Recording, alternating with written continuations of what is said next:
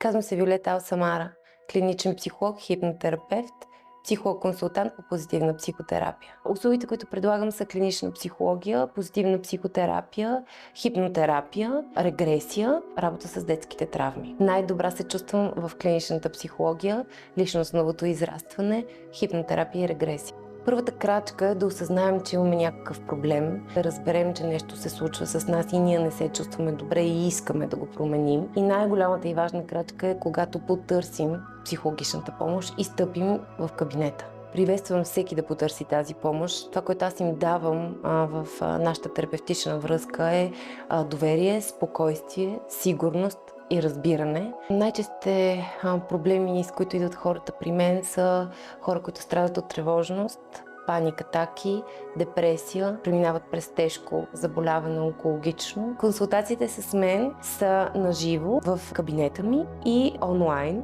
Мотото, което седи зад холистичен център Алсамара Body and Mind, е среща между изтока и запада.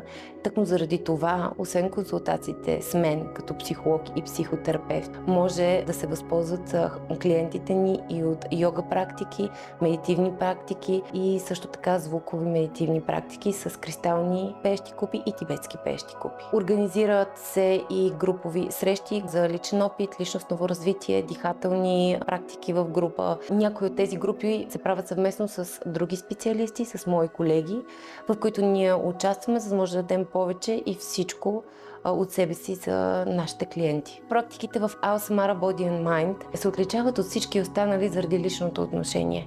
Тук се намираме в малка група, в която всеки един от инструкторите, който преподава йога, може да обърне лично, индивидуално внимание на всеки отделен човек, включително и аз. Една от йога практиките е с релаксация хипноза, другата е с релаксация тибетска купа, което включва всъщност йога и релаксация.